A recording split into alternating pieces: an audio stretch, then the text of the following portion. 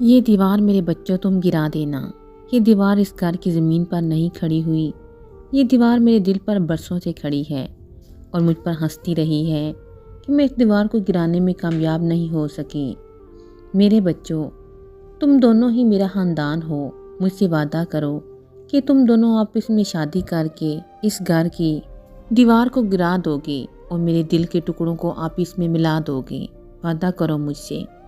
حیات be be نے لرزتی ہوئی آواز میں اپنی پوتی ہنا اور اپنے پوتے سعد سے وعدہ لیا۔ دونوں ایک دوسرے کو تکنے لگے۔ ان دونوں کے دل ایک دوسرے کے لیے دھڑکتے تھے، مگر ایک دوسرے سے انہوں نے کبھی اظہار نہیں کیا تھا۔ کرتے کیسے؟ بیچارے دونوں کی مائیں ایک دوسرے کے خون کی پیاسی تھیں۔ اصغر اور مظہر حیات بی بی کی آنکھ کے تارے تھے۔ اصغر بڑا اور مظہر ان کا چھوٹا بیٹا تھا۔ دونوں میں بہت پیار تھا، مگر دونوں کی شادی کے بعد گھر کا سکون دھرم برہم ہو گیا۔ اصغر کی بیوی روبینہ سے ناہید جلتی تھی۔ ناہید چھوٹی بہو تھی، اس لیے حیات بی بی ہر کام روبینہ سے پوچھ کر سر انجام دیتی تھی۔ ناہید کو برا لگتا تھا۔ روبینہ کا گھر پر راج اس لیے تھا کہ وہ پہلے اس گھر میں آئی تھی، مگر ناہید نے اس بات کو دل میں بٹھا کر اصغر اور مظہر میں ایسی پھوٹ ڈالی کہ دونوں ایک دوسرے سے جھگڑ پڑے اور گھر کے ذہن میں دیوار کھڑی ہو گئی۔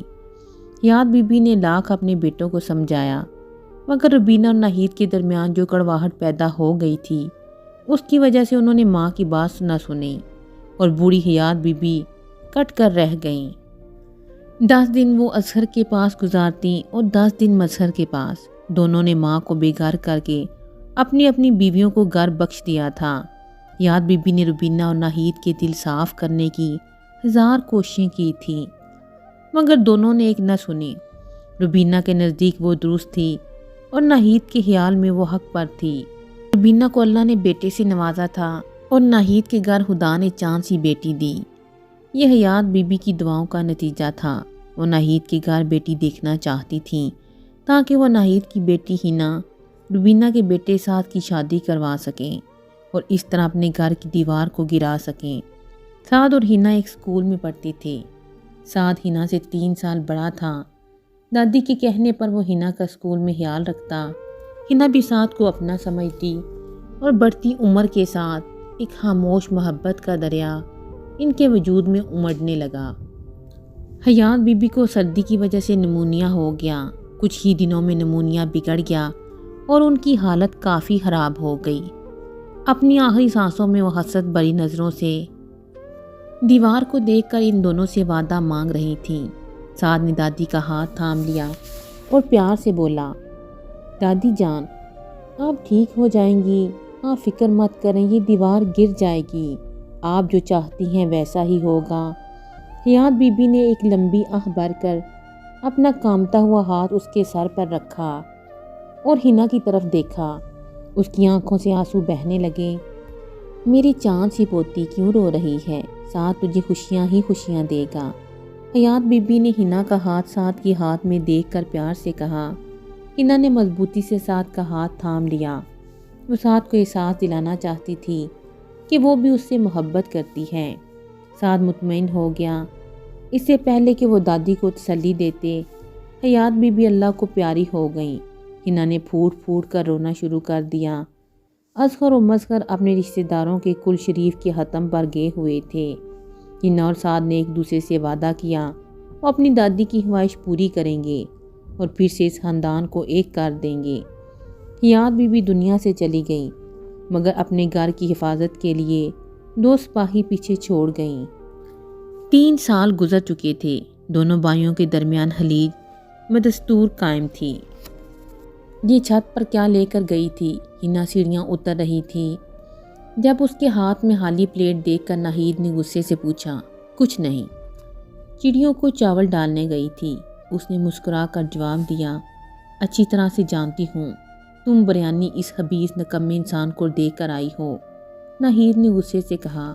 ہنا مسکرا کر بولی، اماں، اس کا مطلب ہے کہ میں بھی خبیث اور نکمی ہوں، اس لیے کہ جو خون اس کی رگوں میں دوڑ رہا ہے شاید وہ میری رگوں میں بھی دوڑتا ہے۔ شاید؟ یہ تمہارا شاید سے کیا مطلب ہے؟ اماں، منہ سے نکل گیا۔ آپ ایک بات پکڑ کر نہ بیٹھ جایا کریں۔ ہنا ماں کے پاس چارپائی پر آ بیٹھی۔ اچھا زیادہ باتیں نہ بنایا کر اور ایک بات اچھی طرح سمجھ لے، اس کا خواب اپنے دل سے نکال دے۔ یہ ان ماں بیٹے کی چال ہے۔ وہ تجھے اپنے گھر لے جا کر تجھ پر ظلم کر کے میرا دل دکھائیں گے۔ ناہید نے جان بوجھ کر اونچی آواز میں کہا تھا تاکہ اس کی آواز دیوار کے اس پار تک پہنچ جائے۔ ناہید کی آواز کے فوراً بعد ایک برتن کے گرنے کی آواز سنائی دی۔ ناہید کے لبوں پر مسکراہٹ بکھر گئی۔ اماں، خدا کے لیے اسٹار پلس مت دیکھا کرو، کتنی شیطانی حرکتیں کرنے لگی ہو۔ ہنا نے روتی صورت بنا کر کہا تو وہ ہنستے ہوئے بولی، دل خوش ہو گیا، جا جلدی سے بریانی پلیٹ میں ڈال کر لا، اب کھانے میں بڑا مزہ آئے گا۔ ہنا افسردگی سے اٹھی اور کچن میں جا گھسی۔ اس کا دل بجھ گیا۔ روبینہ تائی اس کے پہلے ہی خلاف ہیں۔ اماں کی بات پر مزید خلاف ہو جائیں گی تو وہ گھر کی دیوار کو کیسے گرا سکے گی؟ جا دفع ہو جا ان ماں بیٹی کے پاس، نہ تو اس لڑکی کو شرم ہے نہ تجھے، غیر محرم کو کیسے بریانی دے کر گئی ہے، قیامت کی نشانی ہے۔ روبینہ ہنڈیا پر ڈوئی مار مار کر اپنا غصہ نکال رہی تھیں۔ وہ بھی کھانا تیار کر رہی تھیں کہ ساتھ بریانی کی پلیٹ پکڑے باورچی خانے میں داخل ہوا اور وہیں ٹیبل پر بیٹھ کر اطمینان سے کھانے لگا۔ اماں، کسی کو بریانی دینا قیامت کی نشانی ہے کیا؟ وہ میرے چچا کی بیٹی ہے، بریانی کیا گلاب جامن بھی دے سکتی ہے۔ ساتھ اطمینان سے بریانی سے انصاف کرتے ہوئے بولا، ساتھ اس کو مت کھا، ان ماں بیٹی نے نہ جانے کیا پڑھ کر پھونکا ہوگا۔ یا اللہ، اس لڑکی کو کیسے سمجھاؤں کہ وہ کم بات محبت کا جال پھینک کر اس گھر میں آنا چاہتی ہے، وہ تجھے اپنے بس میں کر کے مجھے اس گھر سے نکال دینا چاہتی ہے۔ ماں، میری شادی کے بعد یہ گھر بہو کا ہی تو ہونا ہے۔ سعد نے ہنسی دبا کر جملہ پھینکا۔ روبینہ جل گئی۔ اس نے فوراً دل پر ہاتھ رکھ لیا۔ کیا بول رہا ہے؟ ہائے، تعویذ کا اثر اتنی جلدی ہو گیا، ابھی تو پوری پلیٹ بھی تو نے نہیں چاٹی۔ روبینہ نے کھانا پکانا چھوڑ دیا اور نل پر جا کر وضو کرنے لگی تاکہ ساتھ پر دم کر کے اس کا جادو اتار سکے۔ اماں، ابا کے لیے کھانا تیار کر لیں، میں مذاق کر رہا ہوں۔ اس نے ماں کا پیلا چہرہ دیکھ کر جلدی سے کہا، کھانا بھی بن جائے گا۔ روبینہ نے منہ میں کچھ پڑھ کر ساتھ پر پھونکا۔ اماں، یہ کیا کر رہی ہیں؟ سعد ہنس کر بولا، آیت الکرسی پڑھ کر پھونکی ہے، اس کے تعویذ کے وار کے لیے کافی ہے۔ وہ مطمئن ہو کر بولیں اور پھر ان کے لب ہلنے لگے۔ اماں، چچی کبھی مجھ پر تعویذ نہیں کروا سکتی، میں ان کے بیٹے جیسا ہوں۔ سعد نے ماں کو اپنے پاس بٹھایا اور ان کا ہاتھ تھام لیا۔ نہیں، تو صرف میرا بیٹا ہے، صرف میرا۔ روبینہ نے سعد کو سینے سے لگا لیا۔ اس کی آنکھوں میں آنسو بھر آئے۔ اماں، آپ کا بیٹا آپ کے پاس ہے اور ہنا بھی۔ اس کے لہجے میں شرارت تھی۔ روبینہ غصے میں بولی، بس مجھے میرا بیٹا چاہیے، کوئی ہنا وینا نہیں۔ اوف اماں، وینا بھی نہیں چاہیے، وینا ملک جس کو ہمارا میڈیا ہر گھنٹے بعد نیوز میں دکھا رہا ہے، آپ کو نہیں چاہیے؟ آپ کو نہیں چاہیے؟ سعد نے ہنستے ہنستے ماں کو ہنا وینا کہنے پر پوچھا۔ روبینہ کانوں کو ہاتھ لگا کر منہ میں استغفار پڑھنے لگی۔ ہنا اگلی صبح یونیورسٹی میں سعد کا بے صبری سے انتظار کر رہی تھی۔ تم آج اتنی دیر سے کیوں آئے؟ ہنا نے سعد کو یونیورسٹی کے گیٹ سے اندر داخل ہوتے دیکھا تو اس کی طرف لپکی۔ بس ابھی پورا سال بحال نہیں ہوا کہ تم نے کلاس لینا شروع کر دی، پورا آدھا گھنٹہ لیٹ ہو۔ ہنا نے گھڑی دکھا کر کہا، یار راستے میں کرینہ کپور مل گئی تھی، اس کا سیف علی خان سے جھگڑا ہو رہا تھا کہ وہ شاید کپور کے پاس جانا چاہتی ہے مگر اسے جانے نہیں دے رہا تھا۔ بس کرینہ کپور کی مدد کرتے کرتے دیر ہو گئی۔ اس نے مسکرا کر کینٹین کا رخ کیا۔ دوسروں کی کہانی کو چھوڑو، اپنی کہانی کا کیا بنے گا؟ یار ہماری کہانی تو ہمارے ہاتھ میں ہے، چلو باغ چلتے ہیں۔ اس نے ہنس کر کینٹین میں کرسی پر کمزہ جما کر جواب دیا، نہیں میں بھاگ نہیں سکتی۔ وہ کرسی پر بیٹھتے ہوئے بولی۔ وہ مسکرایا، کیوں تمہارے پاس مضبوط شوز نہیں ہے کیا؟ نہیں مضبوط شوز تو ہیں مگر تمہاری طرح دودھ نہیں پیتی۔ ہنا نے منہ بنا کر کہا، واہ واہ کیا بات کی، مزہ آ گیا۔ اسی بات پر چائے نہ ہو جائے؟ سعد نے مسکرا کر پوچھا۔ ہاں مگر میں وزیر اعظم کی طرح چائے پیوں گی، سموسے، شامی کباب، چپس، بسکٹ، چاکلیٹ وغیرہ سب منگوا لو۔ اس نے اکڑ کر کہا۔ توبہ توبہ، اماں سچ کہہ رہی تھیں کہ تم مجھے کھا جاؤ گی، میری ہڈیاں اس گھر میں دفن کر کے اکیلے اس گھر پر راج کرو گی۔ سعد نے دونوں ہاتھ جوڑ کر کہا۔ ہنا ہنس پڑی، پھر اس کی آنکھوں میں نمی تیر گئی۔ وہ لرزتی آواز سے بولی، دادی یاد آ گئی تھی، آخری سانسوں میں انہوں نے میرا ہاتھ تمہارے ہاتھ میں سونپا تھا، اور وہ دیوار گرانے کی کتنی خواہشمند تھیں۔ وہ بولتے بولتے خاموش ہو گئی۔ تم فکر مت کرو، سب ٹھیک ہو جائے گا۔ کیسے؟ یہ آواز لرز رہی تھی۔ اس کو اپنی ماں کی نفرت روبینہ تائی کے لیے صاف صاف نظر آ رہی تھی۔ یار اللہ ہے نا، بس اللہ تعالیٰ ہمارے لیے کچھ نہ کچھ کریں گے، اس نے پیار سے اس کا ہاتھ تھام کر کہا۔ اچھا، زیادہ رومانٹک ہیرو مت بنو اور چائے کا آرڈر دے کر آؤ، اس نے آہستگی سے ہاتھ چھڑواتے ہوئے کہا۔ تو سعد مسکراتے ہوئے چائے کا آرڈر دینے چلا گیا۔ مجھے آفتاب سے شادی نہیں کرنی، پلیز اماں، خدا کے لیے مجھ سے بار بار اس کے متعلق بات نہ کریں۔ آفتاب ناہید کی دوست سریا کا بیٹا تھا، کیوں نہیں کرنی؟ میں نے سریا سے ہاں کر دی ہے، یہ شادی ضرور ہوگی، تیرا باپ بھی رضامند ہے، وہ شام کو گھر آ رہے ہیں۔ میں نے حیرت سے ماں کو دیکھا اور گھبرا کر بولی، بابا بھی رضامند ہو گئے ہیں؟ ہاں، انہوں نے ہاں کی ہے، اس لیے تو بات پکی کی ہے، ناہید نے مطمئن ہو کر جواب دیا۔ نہیں، بابا مجھ سے پوچھے بغیر ایسا نہیں کر سکتے۔ وہ رونے لگی۔ اس ذلیل کے لیے آنسو مت بہاؤ، وہ لوگ تمہاری ماں کے دشمن ہیں، تم ان کے ساتھ رہنا چاہتی ہو۔ یا خدا، یہ کیسی اولاد تو نے مجھے بخشی ہے۔ ناہید نے چیخ کر اپنا سر پکڑ لیا۔ اماں وہ ہمارے دشمن نہیں، ہمارے اپنے ہیں، اس نے روتے روتے جواب دیا۔ اٹھ کھڑی ہوئی۔ کہاں جا رہی ہو؟ اس نکمے کو خبر دینے؟ ناہید نے غصے سے پوچھا۔ ہاں، وہ چیخ کر بولی، کمرے سے باہر نکل گئی۔ اس نکمے کو بتا دینا، ہم اس کی اور اس کی ماں کی چالاکیوں میں نہیں پھنسنے والے، یہ شادی ہو کر رہے گی، روبینہ کی چال میں کامیاب نہ ہونے دوں گی۔ وہ ماں کی تیز آواز پہ روتے روتے چھت کی سیڑھیاں چڑھنے لگیں، جہاں سعد افسردہ سا پہلے ہی کھڑا تھا۔ سعد، تم؟ وہ روتے ہوئے بولی۔ سعد نے ایک پیار بڑی نظر اس پر ڈالی اور افسردگی سے بولا، ہنا میں یہ شادی نہیں ہونے دوں گا۔ سعد پلیز کچھ کرو، ورنہ امی میری شادی آفتاب سے کر دیں گی۔ ہنا میں کیا کر سکتا ہوں، مجھے کوئی راستہ نظر نہیں آ رہا۔ تم میرے خاندان کی عزت ہو، کیسے چچا کو رسوا کر دوں، کیسے انہیں اس دنیا میں ذلیل کروا دوں۔ میں اپنی جان تو دے سکتا ہوں مگر خاندان کی عزت سے نہیں کھیل سکتا، پلیز سعد مجھے یہاں سے لے جاؤ۔ وہ رونے لگی تو وہ بھی افسردہ تھا۔ روبینہ نے اپنے بیٹے کی تمام باتیں سن لیں۔ وہ چھت پر آ پہنچی اور چیخ چیخ کر ناہید کو پکارنے لگی، اپنی مکار بیٹی کو یہاں سے لے جاؤ، یہ میرے بیٹے کی جان لے رہی ہے۔ روبینہ کے پکارنے پر ناہید بھی غصے میں چھت پر آ گئی اور خفگی سے بولی، میری بیٹی کی شادی ہونے والی ہے، اس لیے تمہارا بیٹا مرنے کا ڈرامہ رچا رہا ہے تاکہ تم دونوں کی سازش کامیاب ہو جائے۔ وہ دونوں اپنے اپنے بچوں کو چھت سے اتار کر لے آئیں اور اظہر اور مظہر اپنے گھر پر موجود نہ تھے۔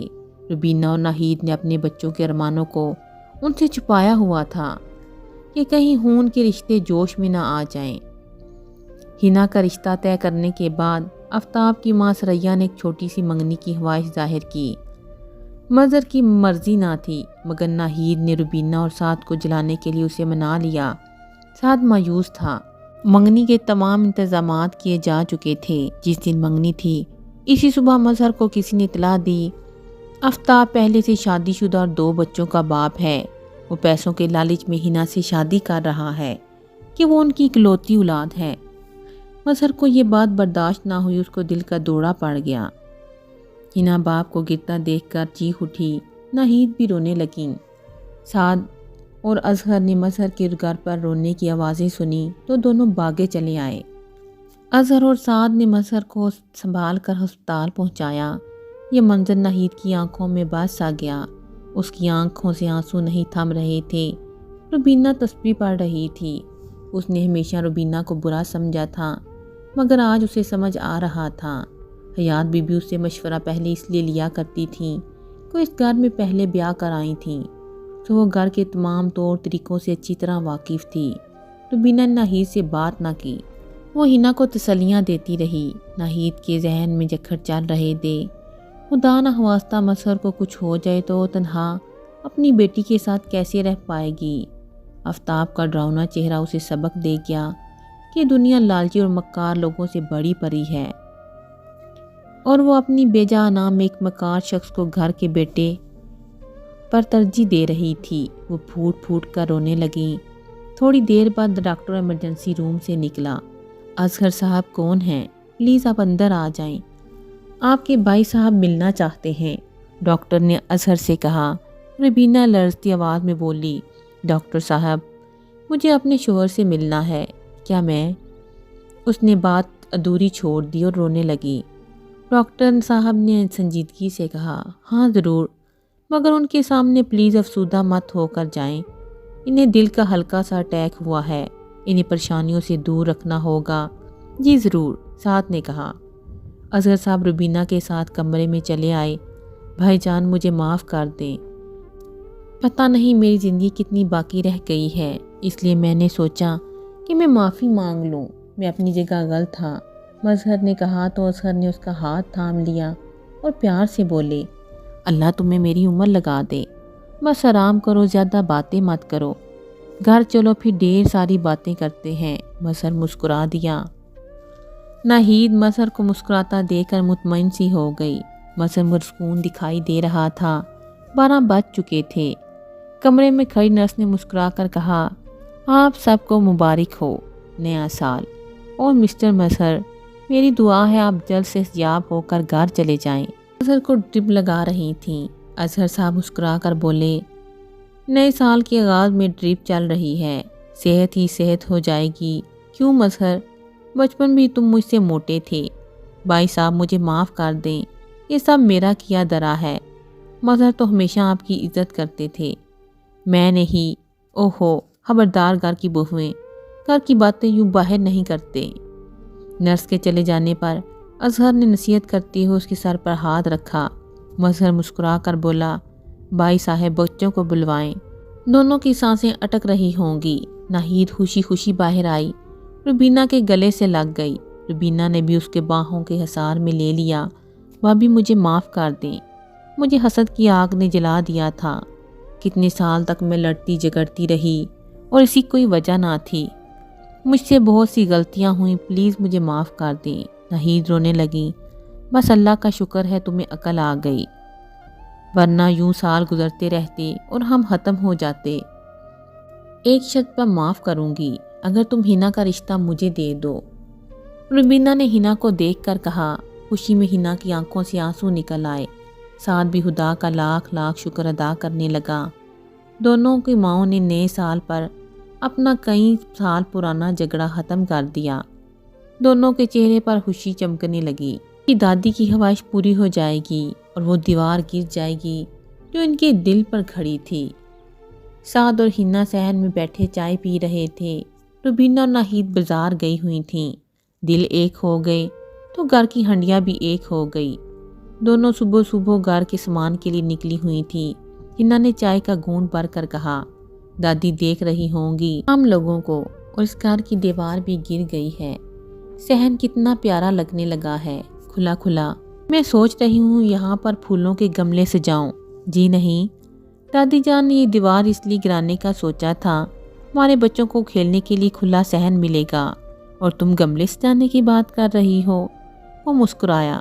ہنا بھی مسکرانے لگی۔ 2 بچے آسانی سے کھیل لیں گے، فکر مت کرو۔ اچھا جی، دادی نے مجھ سے ایک اور وعدہ بھی لیا تھا کہ یہ خاندان مجھے بڑھانا ہے، سعد نے کہکا لگا کر ہنا کو کہا تو ہنا شرما گئی۔ اس کے آنگن میں خوشیوں کا ڈیرا تھا۔ حیات بی بی نے اسے آخری لمحے میں سعد کا ہاتھ تھما کر کہا، زندگی کا سفر خوشی سے طے ہو سکتا ہے، اگر ایک دوسرے کو سمجھ لیا جائے تو کبھی کسی گھر میں دیوار کھڑی نہیں ہوگی۔